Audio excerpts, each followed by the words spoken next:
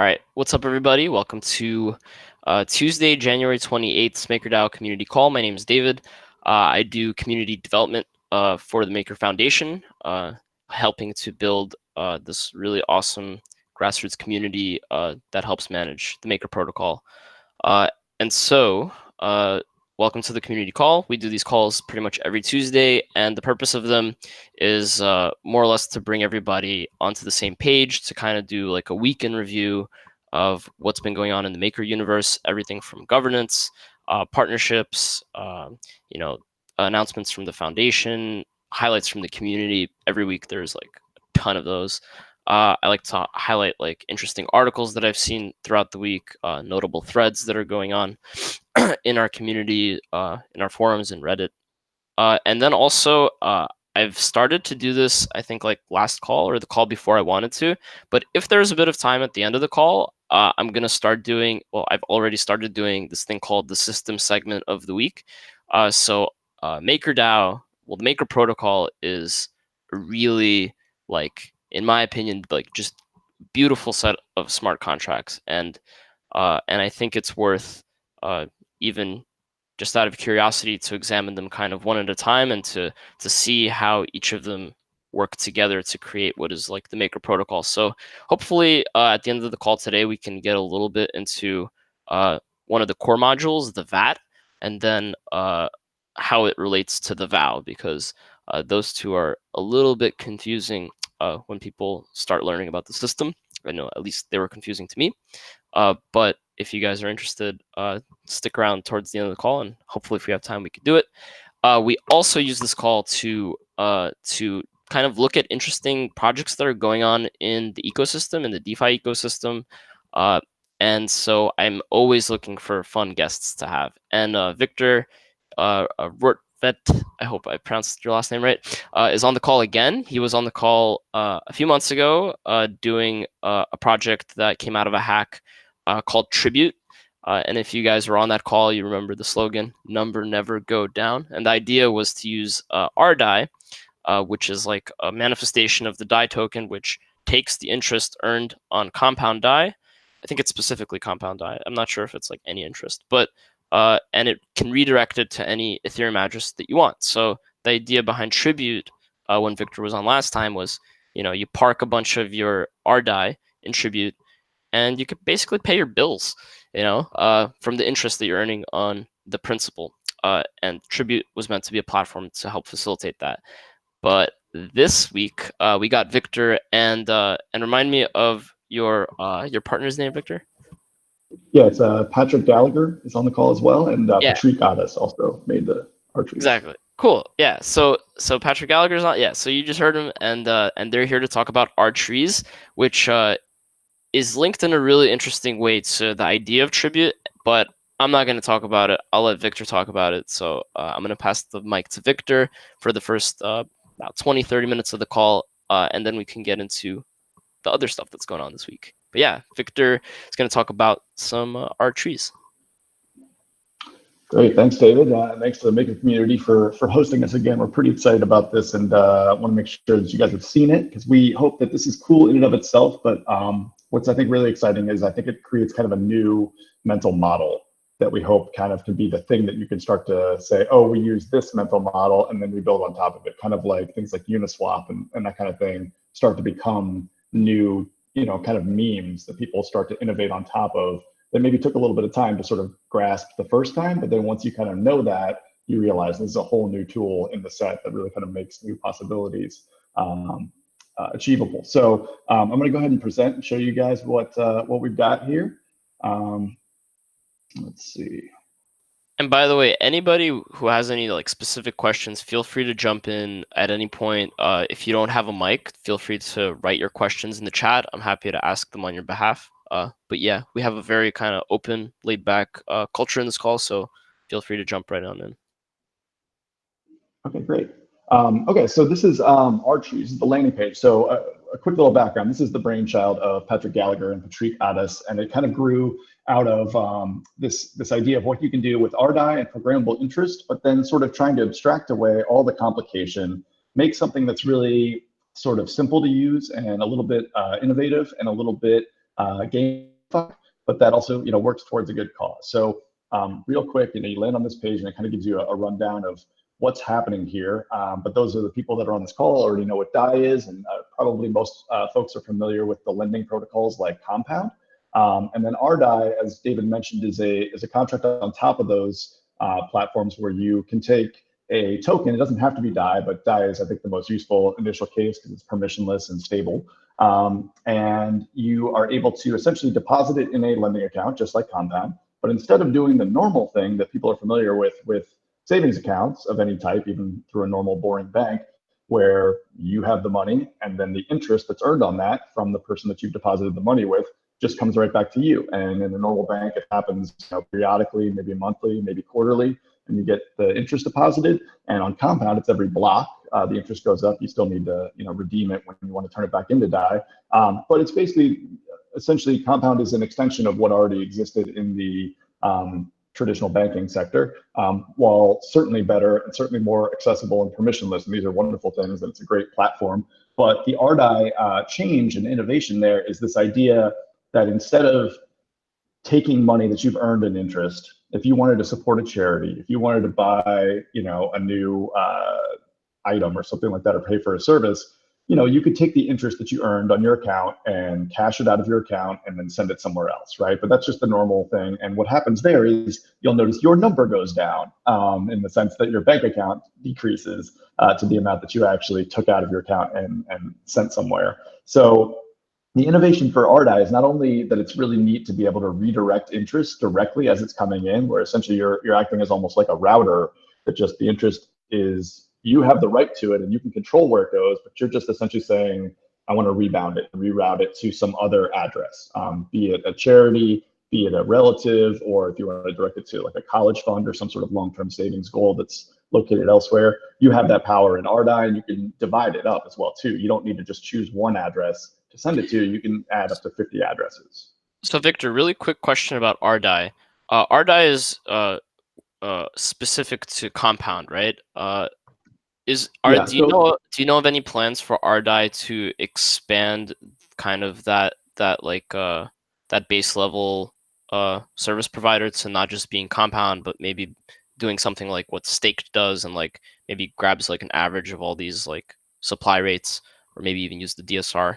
Do you guys? Yeah, I know this is a little bit peripheral, but I'm just curious. Sure. No, and I'm actually involved with the rDAI project, and so we talk about these things, and we actually have before ETH Denver coming up, plans to get together as a pre-ETH Denver summit to talk about ways to improve the rDAI protocol. And just to rewind a little bit here, rDAI is essentially really just the R token project. The rDAI is the sort of first smart contract and the most useful one right now. But the R token project essentially says you need to identify two things. You need to identify an underlying asset. So it could be DAI, it could be USDC, it could be WETH possibly. And that you want to have something that has a lending market for it, a liquidity market. And then you identify where the liquidity is going to be deposited, or which contract you want to deposit the asset into to earn the liquidity. So in theory, we could have used DYDX or BZX. One of the key principles, though, with the R token project is deciding you don't want to be inside of a lending protocol where there's a risk to the money, where you could potentially end up with less money. So Uniswap would be potentially, you can wind up with less money in the end than you started with. So we wanted to limit it to that category, but certainly some of these new products that are coming online that are doing kind of a balancer approach or a staked approach. I'm actually joined here by Patrick Gallagher, who will be with us in a moment here. So we're on the call. You want to say hi?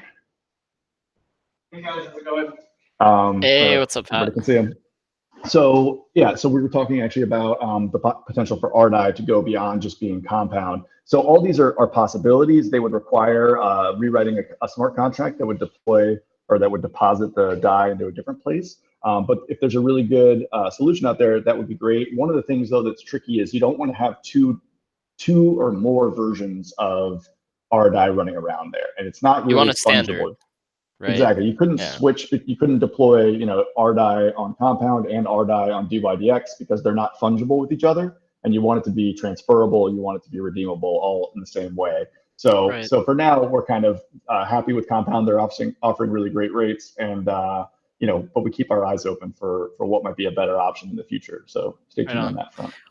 Yeah, rDAI just gives me so much, so many ideas for the potential. I mean, it's just like one building block when there's like so many others that can be Totally. built and combined in cool ways. But yeah, getting back to rTrees.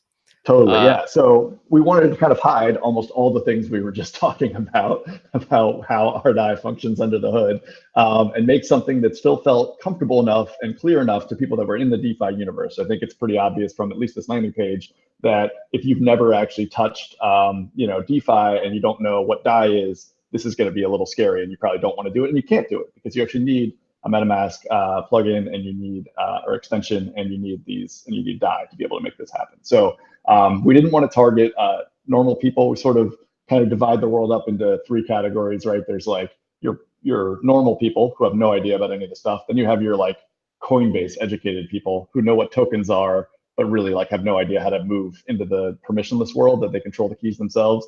And then you have people that are willing to take advantage of their powers when they actually do sort of jailbreak their funds and use crypto assets permissionlessly. So we're really targeting that third group here, the DeFi community, people that are already familiar with DAI and the things you can do with it.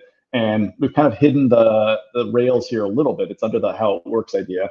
But the idea is that we're actually trying to do something good for the world here. So to boil it right back down and address what this really is taking money that you've got that otherwise might be doing nothing. So if you have some DAI laying around that's not invested in anything like the DSR, or you're not using Compound yourself, you can activate it. And this is the word that we chose here, is activate, because you're not really locking it, and you're not really investing it, and you're not spending it, but you're essentially like enabling some sort of latent powers that it has by right. getting the interest rate on it and then redirecting it. And so this DApp, what it does is it just simply says, turn in the background, what's happening, it says, turn your DAI into rDAI and then direct that rDAI interest to the Trees charity here. So it's called Trees for the Future. Is a real nonprofit that's been in existence for over 40 years now. And they have a record planting over about, I think, 50 million trees. And they work to plant, fruit trees and hardwoods and other sort of edible crops in parts of the world where essentially deforestation has run rampant to kind of reforest that. So it's a great organization, and they have a track record of being able to plant on average 10 trees for every dollar donated. So they have really good economics of scale there. It's always a little bit different for each project, but that's what they are sort of known for, at least in the past. And so we were looking at this and realizing we can just make a donation here. That's kind of a group donation to this trees charity via rDAI. And so what this does is it simply, when you hit one of these buttons down here, it's going to look at your MetaMask wallet, and I'll do this right now. And since I've already approved it, it's going to miss one of the steps here. But the second step here is to say, do you agree to the platform fee? And here's an estimated gas fee, and then you activate it. And the platform fee is that we've actually, more for a proof of concept of this, we've divided the way that you're actually donating your interest here into two different addresses. 98% of all the interest will go to the charity address, and then 2% will go to the platform fee, which is the developer fee. And this isn't really a money-making thing. You could see that like it's generating very, very little, like 1 cent per year for the developers here. And so it's really about kind of understanding, whether we can actually do this, and whether there's things we can actually do that are interesting, that involve actually creating separate pots that maybe you can use almost like a matching fund later to incentivize and gamify this. But we'll talk about that in a second here. So Yeah. let's just sort of show you the mechanic here. You got to confirm the MetaMask. This pops up. Okay, I guess I'll just pay the high gas fee right now. So while that's going on, Brian McMichael asked in the chat, will I need to transfer if the rDAI, I'm assuming it's the rDAI contract upgrades? I just want to let my rTrees grow forever. Yeah, that's an interesting question. I mean, I think we certainly want to keep it happening. The way that rDAI works right now is there's a project contract that is essentially the ERC20 for rDAI, and that can be redirected at different logic contracts as deployed by the R token project itself. So to the extent that we want to add a feature, we will be able to preserve the existing token balances and keep people donating forever if that's what they so choose. I want to confirm that with Patrick here. Yeah, that's correct. Yeah. Unless we deploy a whole new, like a R USDC or R, other token, you'll be fine with just staying in rDAI forever. So while it's confirming here, because I just did one GUI, So how it works is really kind of an explanation here. It kind of goes over a little bit of how this functions. We really didn't want to overload people, but we wanted to kind of give them links out to the various things that are there, and links to the charity, and then how it's actually, the on-ramp goes through a project called the Giving Block that actually connects charities to crypto donations. And we're already familiar with them and have worked with them in the past on various things. And so we thought that was a good opportunity to leverage, because charities are not the most crypto savvy folks in the world. They're very busy doing real work in the real world. So finding those connections is a worthwhile thing. All right, so now. So do you guys? Quick question. Do you donate DAI to them directly? They accept it, or do you guys use somebody like Wire and do a USD? Yeah, I think they use Gemini, and so right now they only accept ETH and some other currencies. DAI is something that they've been working on trying to communicate, but I think right now it's one of those things that most of them really only know Bitcoin, and so trying to explain to them, what a stable coin is and everything like that, it's kind of a huge administrative challenge. And so I think they're moving that way, but right now the plan would be to convert it to ETH immediately before the donation would go through, and then they actually immediately convert it to US dollars via some logic within the Gemini recipient portal they've got there. Okay, so that confirmed. If we would have stayed on this page, it would have given us an opportunity to go, click growth. All right, we're gonna go to something that I already had running before with about 20 trees per year, and we added 13. And I'll say also, you'll notice here in these, it says activate blank DAI. It's actually fetching the rate from Compound, and then it's calculating in order to add, and these are the power-ups, but on the first page it's the same logic. In order to do the thing you want to do, which on the first page was plant 10 or 30 or 100 trees per year, or here, 5 extra trees a year, 15 extra or 50 extra trees a year, it's going to calculate how many DAI you're going to need at the current rates, right? And that's not a promise forever and ever, but it's really kind of trying to estimate based on the current rates. At some point, we'll need to sort of make sure everybody understands that's not a promise that we can enforce in any way, because the rate on Compound changes largely now due to the effect of the DSR as well. So maybe there'll be tools later that are sort of fixed interest rate products that are DeFi compatible, but we'll see that as they come. So now this tree is huge, so it's actually blocking a little bit of what it says there. Oh wait, sorry, yeah, I can shrink it down. Patrick is showing me. There we go. Now you can see. So you can see now, and I've already been growing this grove for a while here. And so I've got 0.9 trees already planted. And what that means is that's essentially like, each tree costs 10 cents. So I've donated now 9 cents and that fraction as well. And that if I leave this running for a year, that's going to plant 30 trees over the year. And so they'll start to populate as one tree here in the background, and you start to grow your grove out. It's kind of a little bit of a bragging rights thing. And then you can actually share your grove on Twitter, which will then have people be able to link and see what you're growing. And so you can kind of humble brag that way. And again, it's like, obviously just a representation of a tree. People ask us like, oh, can I go see the real tree that's being planted right now in some part of the world? That's not really what this is. An NFT, as of now, we got a couple of ideas about ways to improve this, but this is really a visual approximation of the value of your donation, of your interest here. It's not like a direct connection here, and it'll just be turned into actual money that the charity uses to accomplish its goals. And then while you're on this page here, you're kind of encouraged to do these power-ups, which allow you to sort of donate more DAI or activate more DAI. Sorry, I shouldn't say donate.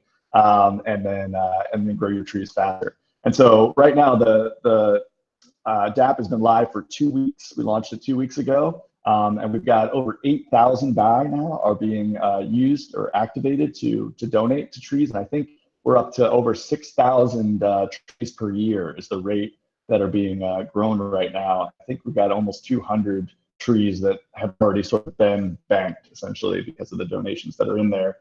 So those are the two figures that we care about here, is sort of the total amount and what would that do over an annual kind of a overall health of the donation DApp. But we're really happy with the way it turned out. People seem to be excited about it, and we are too. And there's a lot of places we can go with it, but this is the really basic overview of it.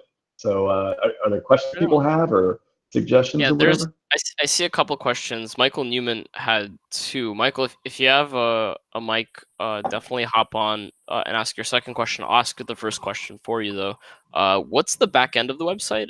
Is it using Infura?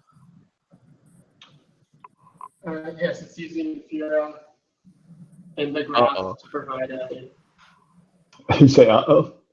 Yeah, everybody likes to harp on that point, the Infura Yeah, well, centralization thing. But yeah, we're probably going to run our own node soon, so we'll fix right it. on. But okay, that actually reminds me of something really amazing that is beyond this, but it's something that Patrick built with Hadrian.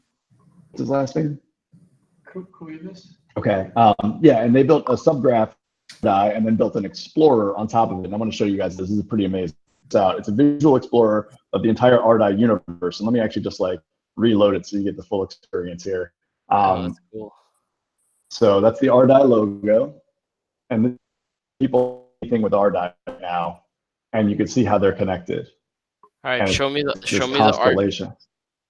Show me the rTrees structure. This is rTrees. This is like the mothership. All right, and it's probably Nice. taking.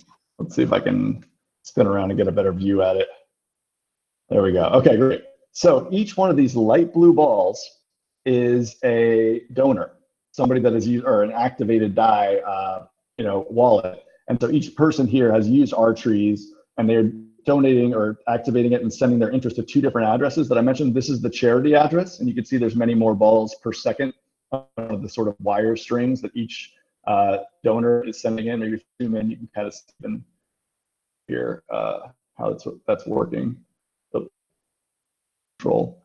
This is apparently, I think, should work in VR. We haven't tested it, but that is so really cool. Yeah, that's awesome. Anyway, let me zoom out. And the other one here, this is the developer platform fee address. So like it's got fewer amounts of DAI coming. And then right now we don't have a lot of different people using different or multiple RDAI dApps, but in the future you'd be able to see that here. There's one person here that is sending to both rTrees down to, this is the RDAI donation dApp that they have that allows you to donate to different charities. And to go into all the details of how this works would probably take too much, and I actually probably couldn't even explain all of it yet. But this is rTrees. So each one of these is an individual wallet that's donating. This is the charity address and then the developer address there. So it's a pretty neat thing. It's a really cool way to visually understand what programmable interest is all about, and actually like kind of serve to reinforce that mental model of what you can do when you have programmable interest, right? You can think about how lots of people contributing very small amounts can actually add up to a whole ton of revenue for various content producers or charities or anybody that would be a net recipient of people's interest. And it kind of gets into this space where, everybody likes to virtue signal on social media, right? Like liking things on Instagram and Twitter is essentially like a costless experience from a financial point of view.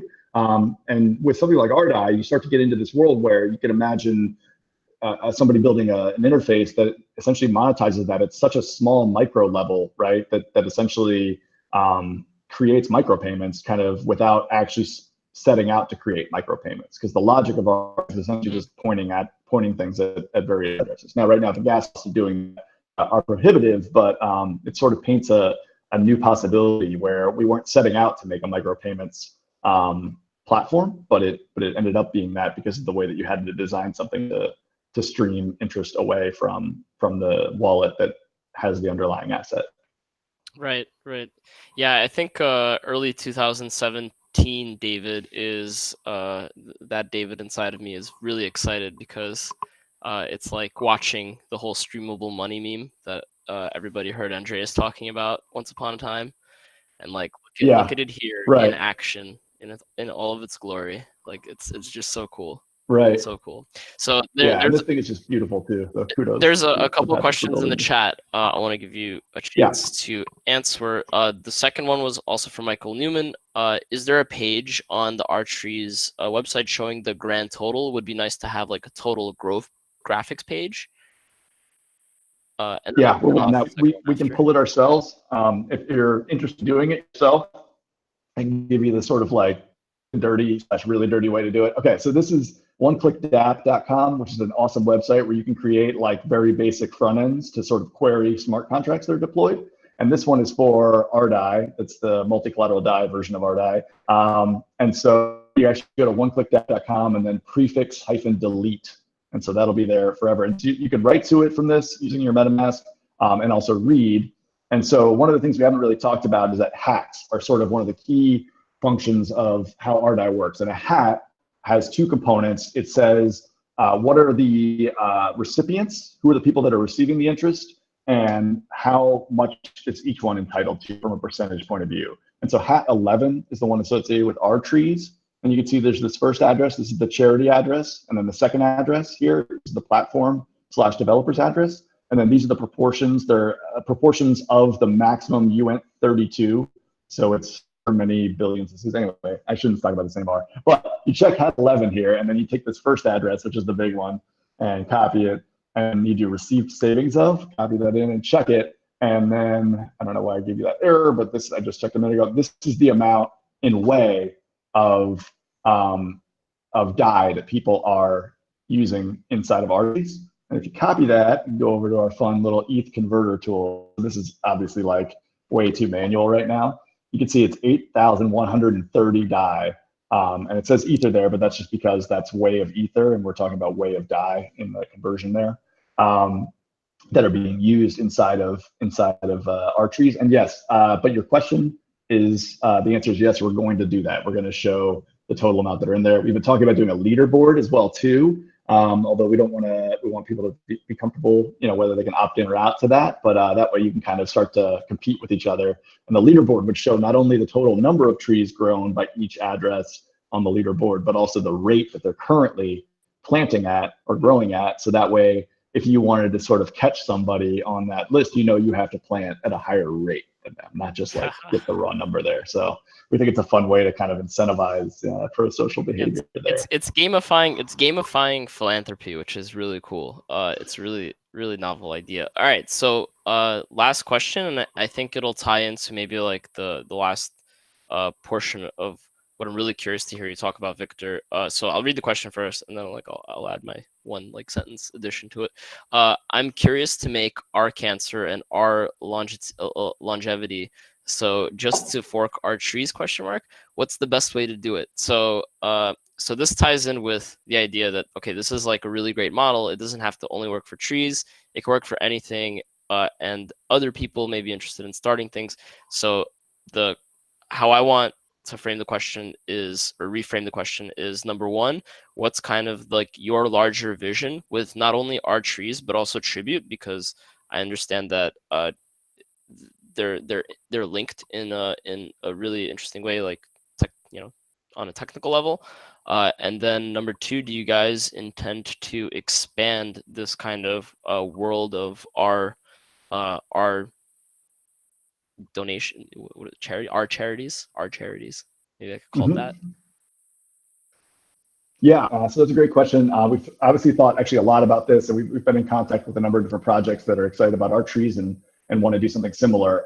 There's kind of two different scales to that question. The first is about specifically like a forkable kind of charity-based purpose, and that's one thing that we're working on sort of a template for. I mean, you can see here clearly we've got this like visual 3D model here of a tree, and that's obviously not that amenable to a lot of other charities, right? We wanted to do something that was representative of the thing that we were donating to, and so one of the things that we're thinking about is trying to create a template where you have to submit the sort of assets yourself, and they don't need to be nearly as like 3D and performant as this. You can think of a much simpler interface, because I think a lot of times people and users of these platforms don't care as much about like the visual gamified stuff if they are committed to the cause itself.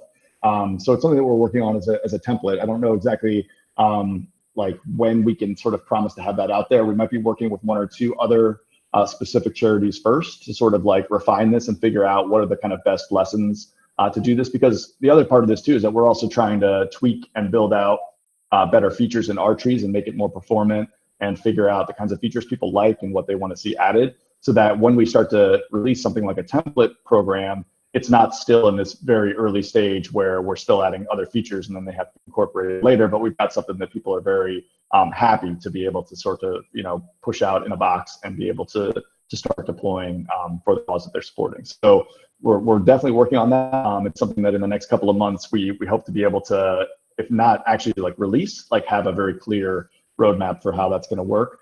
We do have a workshop at Denver to plug this, our DAI workshop in particular, but we're going to be talking about how we use some of the things we've built with rDAI and then with Tribute. Actually, this one thing I haven't mentioned is that rTrees actually runs on a utility library that we wrote for Tribute to wrangle rDAI type functions into normal quantities of DAI that people expect to use, because under the hood, rDAI is all about percentages. And in real life, people care about their balances and the actual like DAI amounts. Right. And so one of the things that Tribute Utils, the library, does is it wrangles that. We use that to build rTrees. So we've got a workshop at ETH Denver.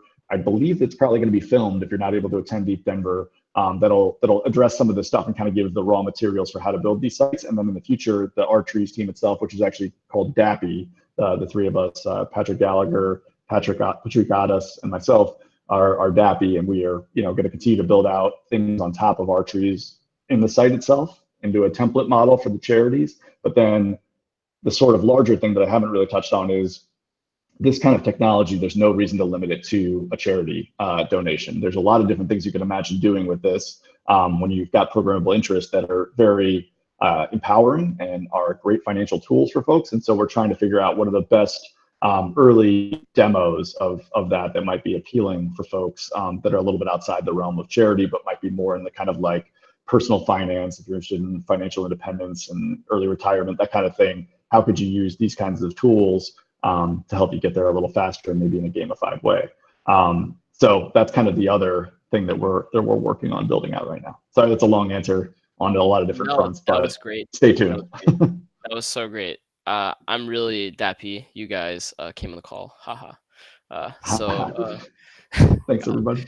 Oh, why do I do dad jokes? I gotta stop. But yeah, if anybody has any final questions, feel free to ask.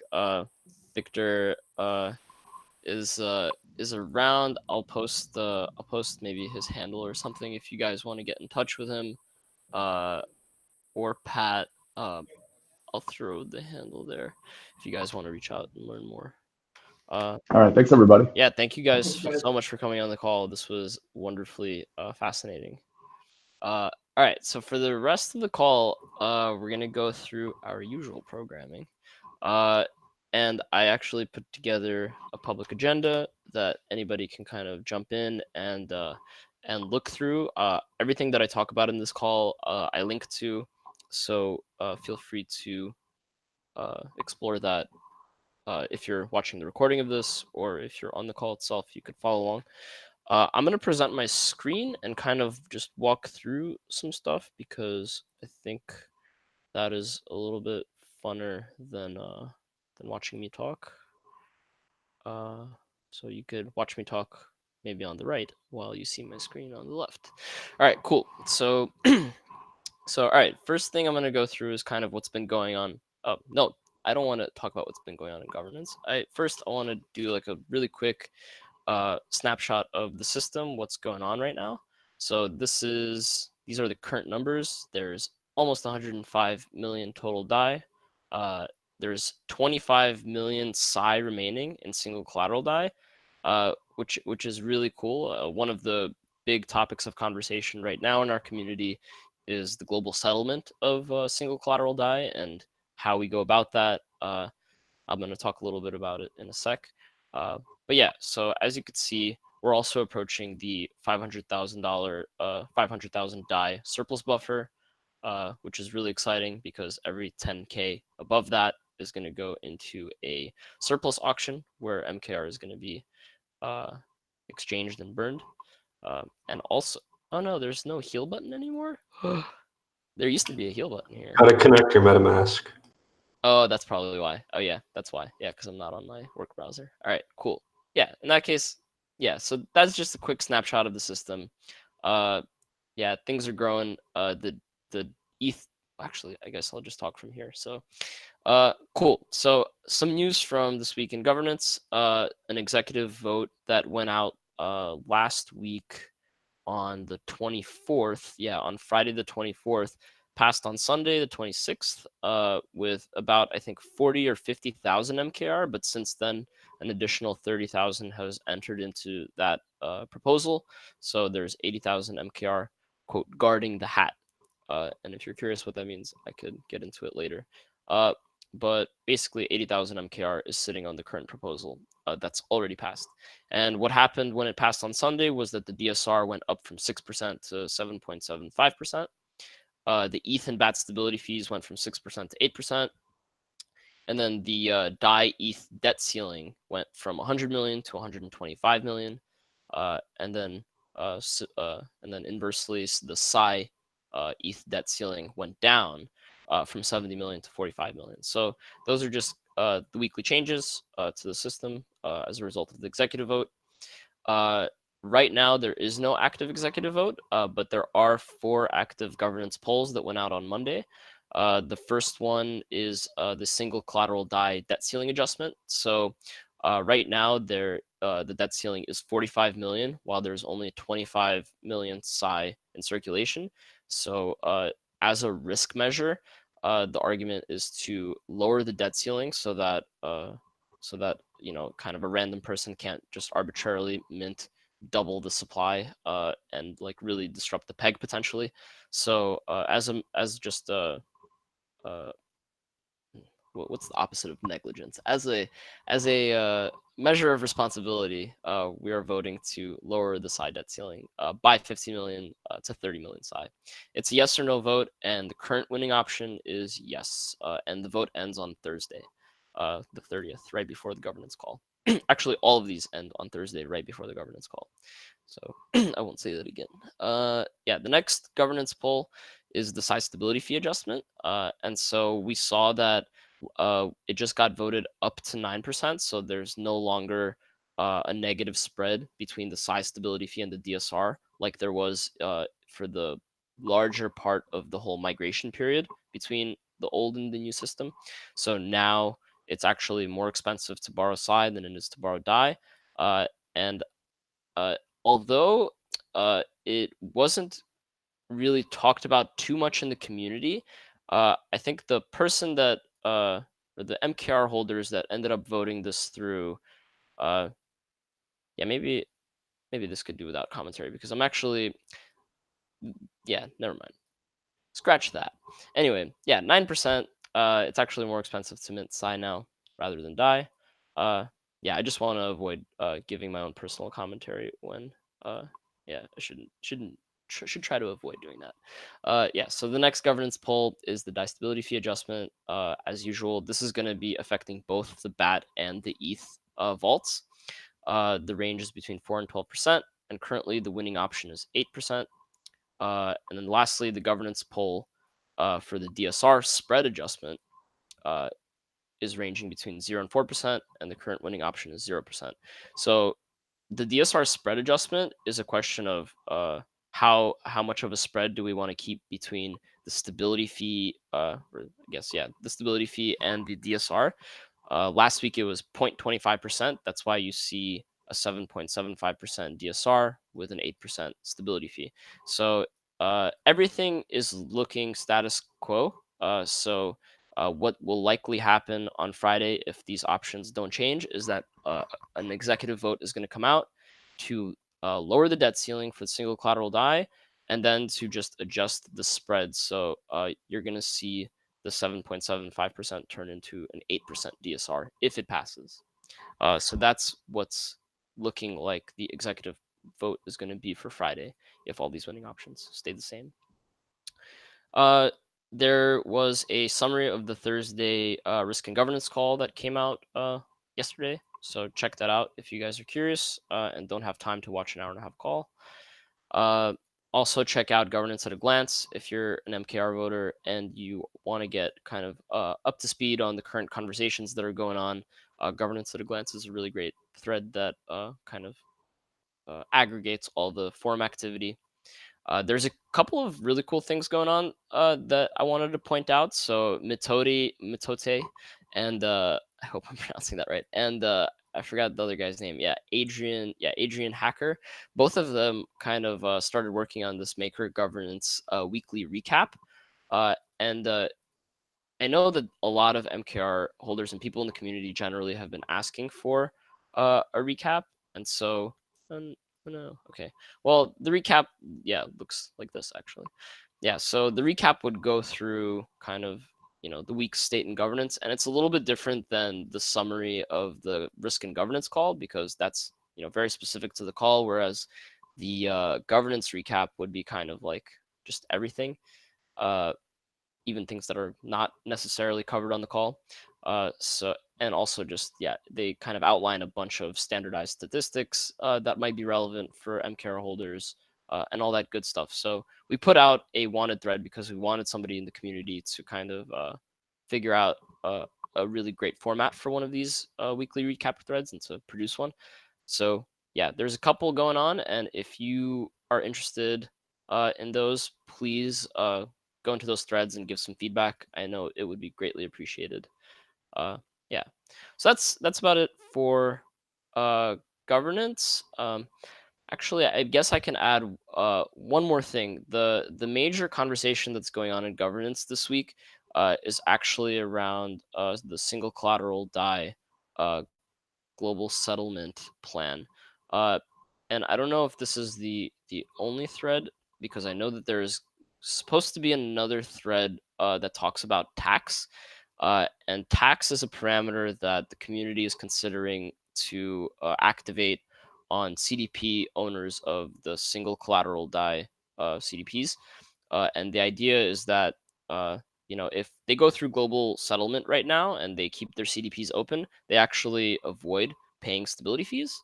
And so this kind of game theoretically it needs to be a hole that has to be plugged, because if it's not plugged, then technically anybody can just go into single collateral DAI right now, um, borrow a ton of Psi, convert it to DAI, and then just hold it in DSR, and that's like free money basically because they're borrowing at a 0% stability fee essentially. So the tax strategy would basically charge CDP owners, and that charge would uh, show up on the actual DAI generated balance, whereas like stability fees don't in single collateral DAI. So basically, it would be a replacement for the stability fee. But there's a lot of nuance to that conversation. So definitely check out the summary of Thursday's risk and governance call because we went into a lot of details about tax there. And also uh, stay tuned because I think that there's going to be a better forum thread that talks about the mechanic. But the idea is basically that if we do tax, we have to do it in conjunction with setting like a very specific date far enough ahead in the future that people understand if they don't close their CDPs or migrate them before tax, then after tax, it's worth it to just sit through global settlement because you end up double paying if you close out your position after that point. So it's kind of like a forced move to get CDP owners to make a decision to either pay their fees and migrate or close, or to sit back and take the tax penalty and after global settlement retrieve whatever they can from whatever's left from their positions. So yeah, that's kind of the most popular conversation, judging by what was going on in the Thursday governance and risk call. Yeah. So then moving forward, and by the way, feel free to interrupt me with questions or anything like that if you guys have any. So partnerships, integrations, grants. There was a few this week. Mask book extensions allows you to receive and gift DAI. So our team was doing this really cool like Chinese New Year promo, giving out these like virtual red packets of DAI, which I thought was really great. And it was really fun seeing people get them on Twitter. So yeah, mask book. DAI was also added to Card, which I believe is another Visa-based crypto debit card. And then thirdly, Ethic Hub welcomes DAI. So Ethic Hub is actually a really interesting project that unfortunately I haven't had too much time to look into, but I looked into them briefly, and they have some really cool stuff going on. They are basically like a crowd source, like social impact, like donating like powerhouse. And you can go on and there's like a bunch of projects listed, and you could see them and you could decide to donate. Uh, but yeah, now they accept DAI, which is really cool. It's a crowd lending platform. That's how they describe it. All right, cool. Moving forward, announcement from the foundation. So, the Oasis Dex contract is set to actually expire. So it's going to be upgraded on the 8th of February 2020. This happened, I think, like at some point last year as well. Nothing functionally is going to change. You could check out this Reddit thread for the details if you are running a DApp or anything that relies on the Oasis Dex contract. So yeah, definitely check this out if you're a dev and it's relevant to you. But it should be getting upgraded on February 8th. Some highlights from the community. So actually, this week there were a ton of really cool things going on. So number one, Scott Heron in our community has been working on a forum theme update. So if you're a regular user of our forums and you want to see something a little bit more sleek, a little bit more cool, or if you don't care, then ignore this. But if you do care, definitely give some feedback. Scott would really appreciate it.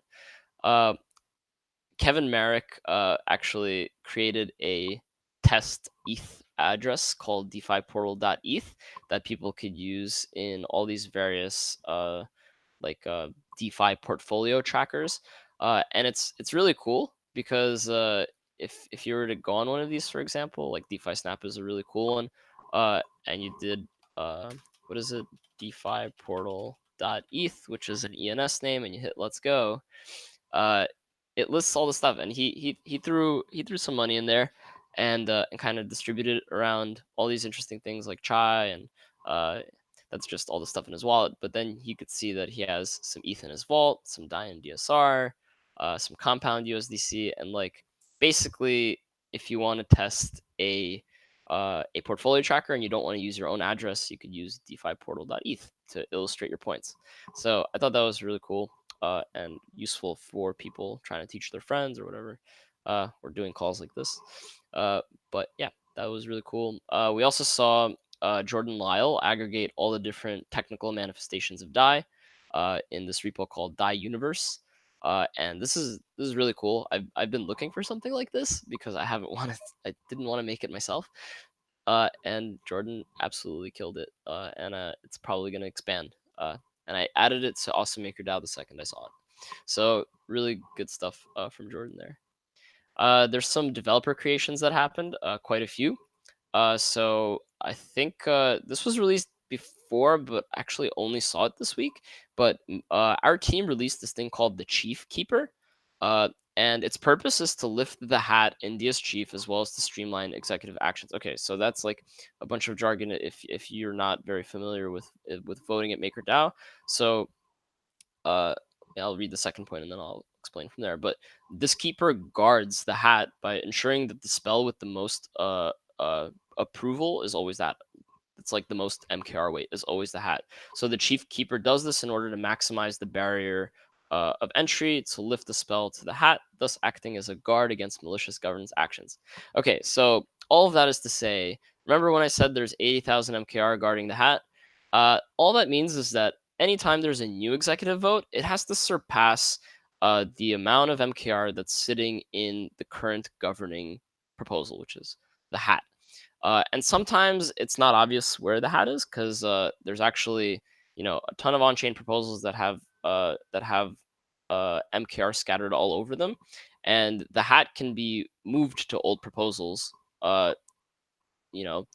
definitely not a limitation. So the idea behind the keeper is that if, let's say, there's a proposal somewhere, a really old one that has like 60 or 70,000 MKR, whereas currently the hat only has 30,000 MKR, then it'll automatically just kind of move the hat to the 60 or $70,000 uh, uh, slate. It's called. But the executive vote with that amount that's sitting in there, and that will become the barrier to entry. So it's kind of like a really good automated way to make sure that the hat with the proposal with the most MKR is always the one governing the system.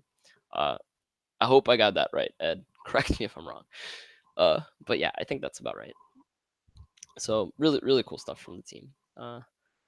So Zero Collateral, who was actually on either last week or the week before, did some protocol upgrades based on the feedback from that we gave to him during this call. So so that was really fun. He took to heart that his interest rates were insane, or the platform's interest rates were insane. So he normalized it a bit. Also set up long-term loans. So really cool to see that project growing. Definitely interested to see what it becomes uh, and to see it go through kind of the test of criticism. All right, so DeFi Explorer actually now shows your CDP, aka Vault Profit. And Nicola's comment explains other recent additional features here, so definitely check that out. DeFi Explorer is one of the cool sites. They used to be CDP Saver, and then they became DeFi Saver. Yeah. Oh no, wait. Am I mixing up two projects? I might be mixing up two projects.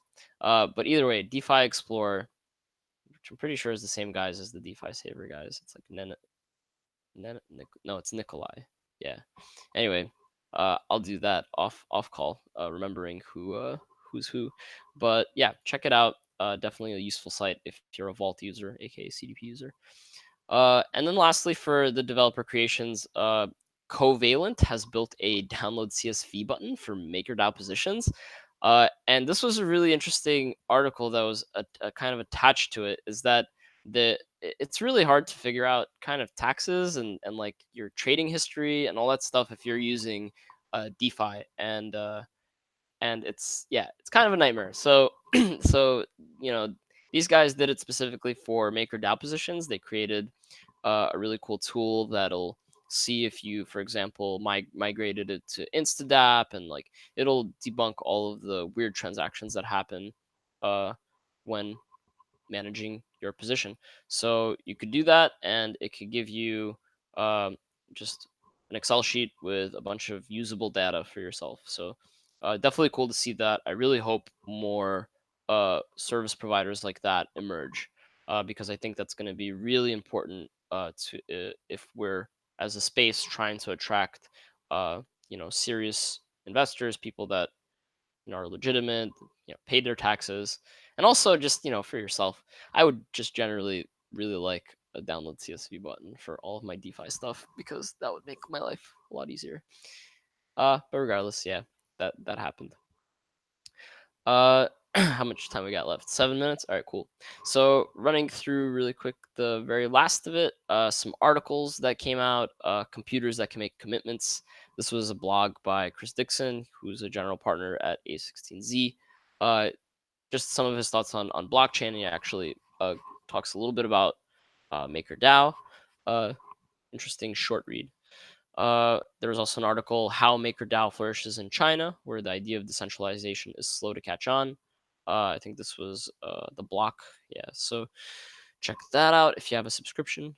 We also saw an exclusive sneak peek at ETH Denver 2020's gamified Buffy Die ecosystem. So for those of you guys that are and gals that are going to ETH Denver, there's going to be a level up to the burner wallet, and it's going to involve a DAO. It's going to involve gamification. It's going to involve NFTs and just a ton of really cool stuff. Check out this Medium post, and you could see the sneak peek. And then lastly, there was a cool article on Decrypt about how to be your own pawn shop, which just illustrated like the idea of what a secured loan is, what a collateralized loan is, and how MakerDAO enables that. Which is pretty cool for beginners if you want to get the gist of what MakerDAO is. This is a pretty cool article. And then just some notable threads. Yeah, Adrian Hacker, I mentioned, had posted a MKR holder digest, which is really cool. There was also an interesting thread on our forums about MakerDAO needing a treasury to provide compensation to its workers. post foundation. So in general, eventually, like the protocol will need a process and mechanism in place to kind of take the the the system funds and pay for stuff, pay for overhead, pay risk teams, pay Oracle teams, pay the smart contracts team after the dissolution of the foundation. So the foundation currently is pretty much paying for everything to help bootstrap the protocol, but the foundation is not going to be around forever, and basically that's going to be this is the meta for the next step of further decentralization, uh, and the path to like self sustainability for the protocol. So it's a really interesting start to this conversation. Check it out. Next, we have what stops the foundation from acting like a company and monopolizing. This Reddit thread was really interesting. I think in the comments, there was a ton of good stuff. Sorry, I thought Frank was asking a question. No worries though. All right, next. Why doesn't MakerDAO start a participation system where voters are paid to vote? So this is another Reddit thread that was interesting, but it's been a recurring conversation about how to incentivize voters, uh, and whether we're going for volume of voters or the quality of the vote, uh, and also generally, like there's a lot of stuff that game theoretically needs to be considered when you're paying out voters. But the main criticism is that you're just going to incentivize a bunch of spam votes, and it's actually going to dilute, and like it might provide some additional layer of security, but maybe not. And also, how much do you pay people to vote? There's a ton of open questions here. But I think the general consensus is that it's not an amazing idea, and that there's better ways to incentivize voting. Uh, but that's just kind of my own commentary. Be your own judge. Read the thread and jump in if you're curious.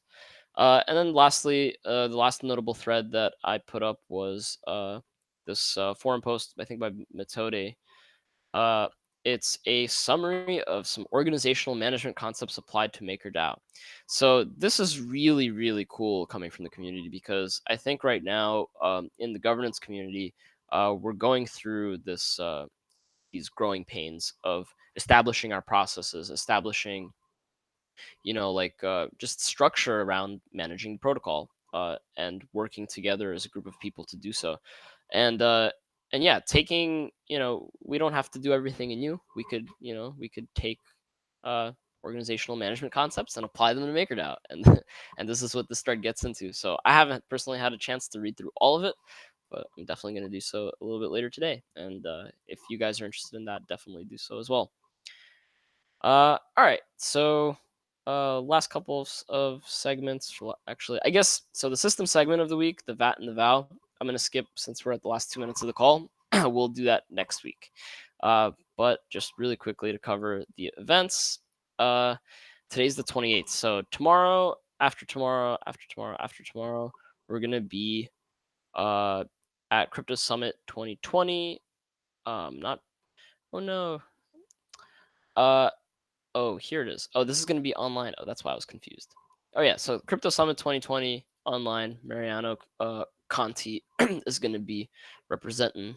And then the next one is Il Futuro della Finanza e del Denaro. I believe this is Italy, and I believe that's Maria's gig. That's going to be fun. If you're Italian in Italy, go do that. We're gonna have a meetup EU Blockchain Observatory Forum in Barcelona. Gustav is gonna be repping us there. And then lastly, Crypto and Insurance Evening. How are crypto and insurance converging to create new business opportunities? This is gonna be a meetup in London. Chris Bradbury, who's on our product team, is gonna be over there. Yeah, cool. So that was the quick run through of the agenda. Hope that wasn't too monotone. Definitely open to suggestions. If anybody wants to take any of these sections and do them, I'm happy to co-host with somebody. But besides that, definitely feel free to ask questions right now in the last kind of minute or two of the call. Otherwise, thank you for coming. I hope this call was valuable to you, and I hope to see you guys again next week. Yeah, I'm gonna leave it open for a second.